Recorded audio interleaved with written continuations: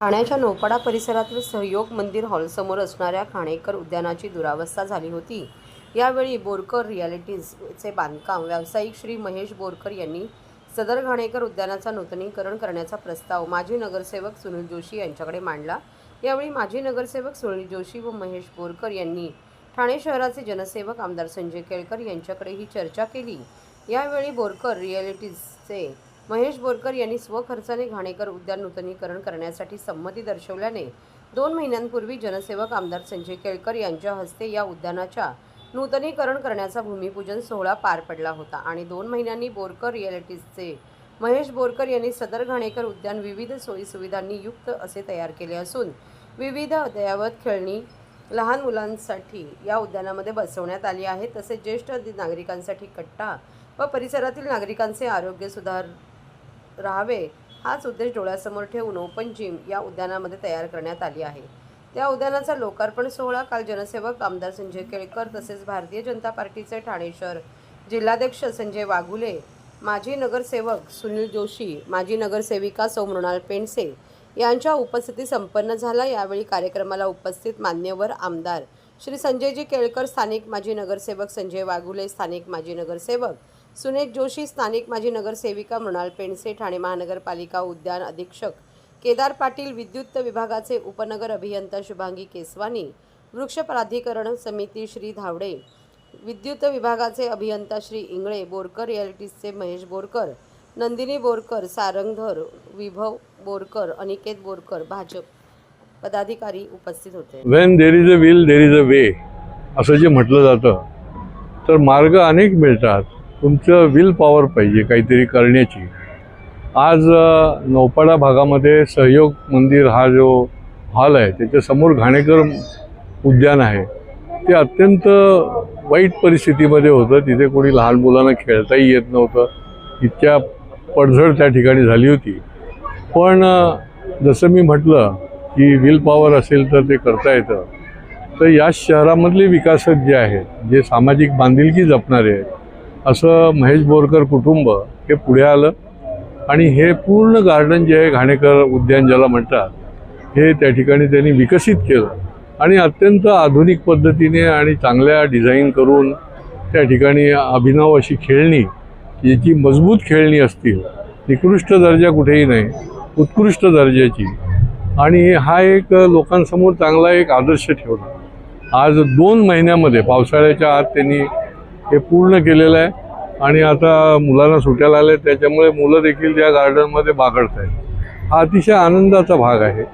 ही सामाजिक बांधिलकी जी आहे ती या शहरामध्ये आपल्याला दिसून येत असते आणि आज या उद्यानाच्या निमित्ताने सर्वच महापालिकेवर न सोपवता आपणही काही करू शकतो का आणि करण्याच्या दृष्टीने हे त्यांनी या ठिकाणी उभं केलं आहे। आता आजपासून हे मदर्स डेला म्हणजे सर्व माऊलींना ही एक भेट आहे असं म्हणायला हरकत नाही की त्यांच्या बाळांना, त्यांच्या लहान लहान मुलांना या ठिकाणी या गार्डनचा लाभ घेता येईल आणि नागरिकांना देखील एक आनंद या ठिकाणी ज्येष्ठ नागरिकांना लुटता येणार आहे। ठाण्यातल्या विकासकांच्याबद्दल जास्त बोलणं उचित नाही, परंतु काही विकासक जे आहेत ते खऱ्या अर्थाने रहिवाशांचं हित आणि शहराचं हित समोर ठेवून काम करणारे आहेत, की जे बिफोर टाईम देखील रहिवाशांना पुनर्विकासामध्ये चाव्या देतात।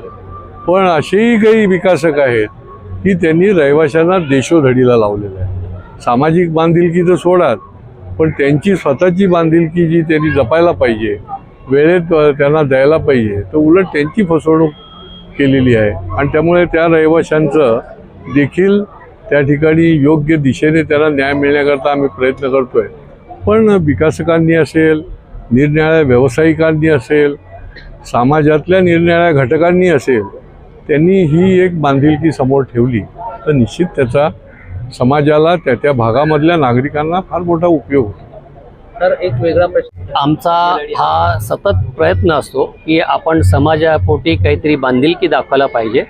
आत्तापर्यंत आमच्या सगळ्या कुटुंबाने असे 3-4 प्रकल्प यशस्वीरित्या पूर्ण केलेले आहेत। एक पहिला प्रकल्प आमचा चालू झाला 12 ज्योतिर्लिंगांचा, आपल्या आराधनालयासमोर काशी विश्वेश्वराचं मंदिर आहे, ती सेवा आपल्याकडनं घडली।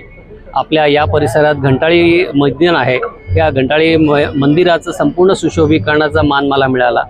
नाले प्रकल्प केळकर सरांच्या कल्पनेतनं साकारलेलं, माझ्या मुलीने त्याचं डिझाईन केलेलं तो प्रकल्प आपण साकारला. हा जो उद्यानाचा प्रकल्प आहे तोही आम्ही गेल्या 2 महिन्यात अथक प्रयत्न करून तोही पूर्णत्वास आणला. माझ्या जे काही डेव्हलपर कलिग्ज आहेत किंवा जे काही उद्योगपती आहेत ज्यांच्याकडे त्यांचा CSR फंड असतो, त्यांनी अशा कामासाठी वापरावा अशी माझी त्यांना प्रामाणिक विनंती आहे. आपण समाजापोटी काहीतरी देणं लागतो आणि या बागेच्या संदर्भात बोलायचं झालं तर माझे या परिसरात बरेच प्रकल्प चालू आहेत. आता इकडे जी जागा उपलब्ध असते बांधकाम करताना त्याच्यात असे बाग बगीचे आपण देऊ शकत नाही, तर त्या लोकांनी जायचं कुठे? तर ही संधी मला उपलब्ध झाली आणि या संधीचं आम्ही सोनं केलं.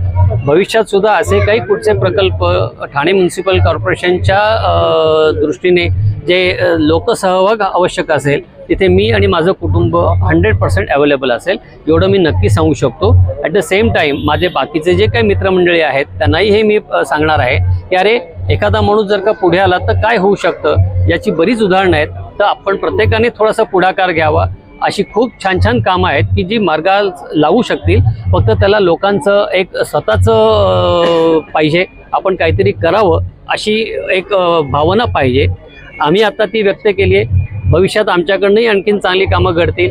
आमचे जे काही बाकीचे मित्रमंडळी आहेत त्यांच्याकडनंही अशी कामं घडावीत ही स्वामीचरणी प्रार्थना. मातृदिनाचं औचित्य साधून ही एक प्रकारे आईनी तिच्या मुलांना दिलेली भेटच आहे आणि यात आमच्या नंदिनी बोरकर आणि महेश बोरकर यांचा हातभार लागला. ही फॅमिली आहे, ही सामाजिक जाण जपणारी फॅमिली आहे. त्यांनी ऑलरेडी घंटाळी मंदिरातले गाभारे नव्याने रिनोव्हेट केले, परत इथे नाला बांधला आणि आज ही गार्डन त्यांनी स्वखर्चाने बांधून दिली. याचा निश्चित सगळ्या नौपाड्यातल्या नागरिकांना लाभ होईल आणि या निमित्ताने मी आव्हानही करतो त्यांनी लाभ घ्यावा. तसेच बाकीचे जे समाजशूर व्यक्ती आहेत त्यांनी अशा काही कल्पना राबवाव्यात, त्यांना आमचा निश्चित पाठिंबा असेल. धन्यवाद.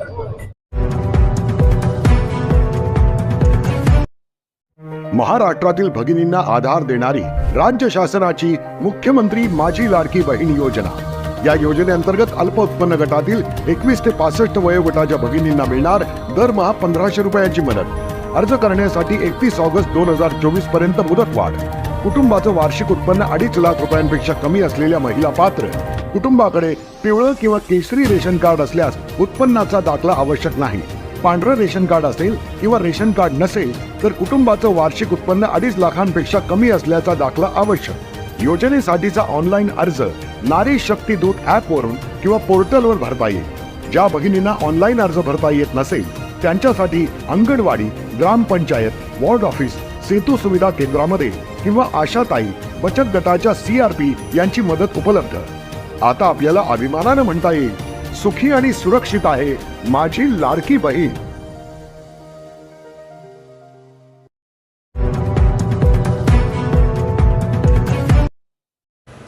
मान्सून कालावधीत लोकप्रतिनिधींशी समन्वय साधून काम करावे. आयुक्त सौरभराव.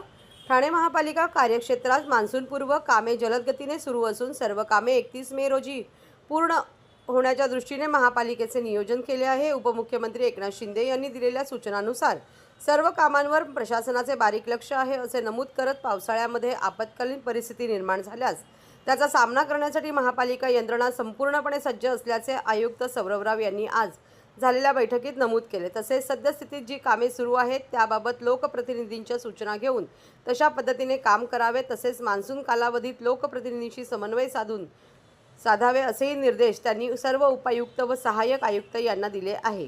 बैठकीच्या सुरुवातीला उपायुक्त गजानन गोदेपुरे यांनी महापालिकेच्या माध्यमातून मान्सूनपूर्व करण्यात आलेल्या कामाची माहिती सादर केली. यावेळी स्थानिक लोकप्रतिनिधींनी आपापल्या विभागात नागरिकांना भेडसावत असलेल्या कामांबाबतच्या समस्या मांडल्या. यावेळी प्रशासनाच्या वतीने संबंधित विभागाच्या अधिकाऱ्यांनी समस्यांचे निराकरण तातडीने करावेत असे नमूद केले आहे. महापालिका कार्यक्षेत्रामध्ये महापालिकेबरोबर इतरही प्राधिकरणांचा समावेश आहे. मान्सूनपूर्व कामे शहरात सुरू असून सर्व कामे येत्या 30 मे पर्यंत पूर्ण करण्याचे निर्देश सर्व प्राधिकरणांना दिले असल्याचे आयुक्त सौरभराव यांनी नमूद केले. सर्व प्रभाग समितीनिहाय नालेसफाईचे काम युद्ध पातळीवर सुरू आहे, परंतु मध्यंतरी झालेल्या पावसामुळे डोंगराहून वाहून आलेला गाळ नाल्यात आल्याने पुन्हा नालेसफाई केली जाणार असल्याची आयुक्तांनी नमूद केले आहे. यावेळी त्या विभागातील स्थानिक लोकप्रतिनिधींनी विश्वासात घेऊन कामं करण्याच्या सूचना संबंधित अधिकाऱ्यांना दिल्या। नालेसफाईबरोबरच अंतर्गत गटारे, रस्त्याच्या दुतर्फा असलेली गटारे देखील साफ केली जातील। तसेच पावसाळ्यात रस्त्यावर कोणत्याही प्रकारे खड्डा पडणार नाही याबाबतची दक्षता घेतली असून जर खड्डा पडला तर तो तात्काळ अत्याधुनिक पद्धतीने बुजवला जाईल असेही त्यांनी सांगितले।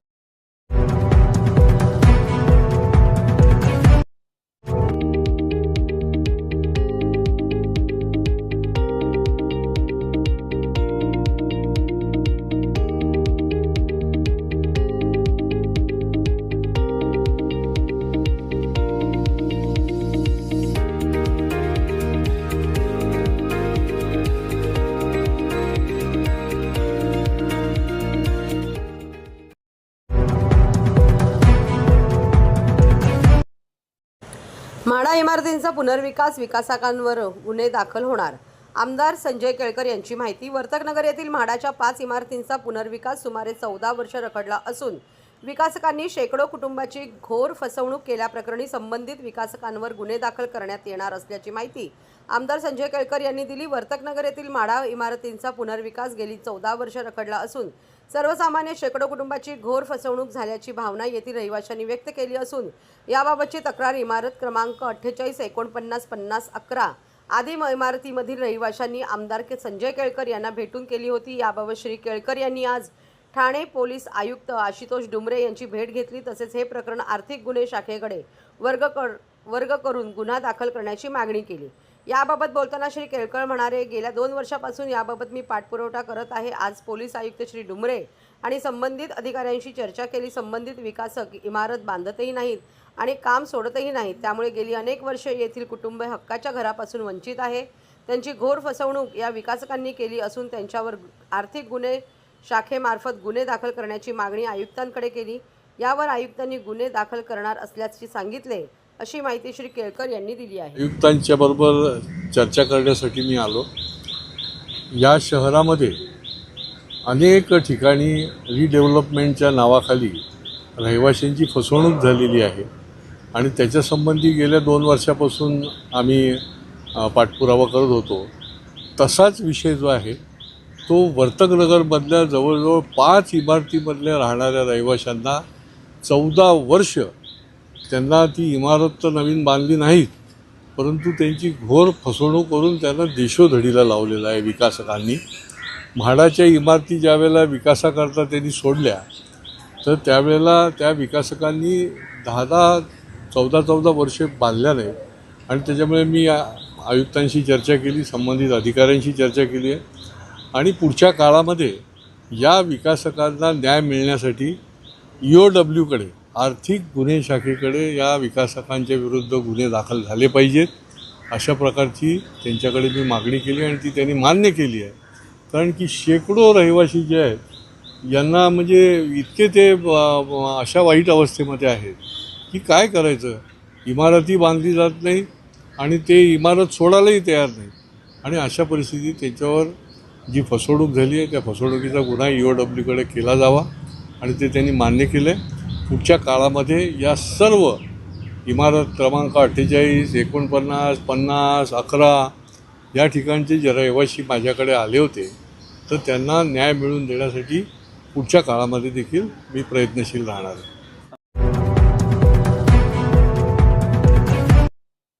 ठाणे महानगरपालिकेतर्फे भारतरत्न डॉक्टर बाबासाहेब आंबेडकर यांचा जयंती उत्सव उत्साहात साजरा।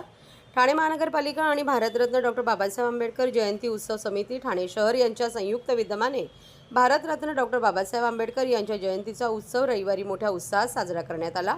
ठाणे स्थानक परिसरातील भारतरत्न डॉक्टर बाबासाहेब आंबेडकर यांच्या पूर्णाकृती पुतळ्याला समितीचे अध्यक्ष भास्कर वाघमारे, ठाणे महानगरपालिकेचे उपायुक्त शंकर पाटोळे आणि दिनेश तायडे, वाहतूक पोलीस विभागाचे सहाय्यक आयुक्त भोसले, ठाणे शहर पत्रकार संघाचे अध्यक्ष आनंद कांबळे यांच्या हस्ते पुष्पहार अर्पण करण्यात आला।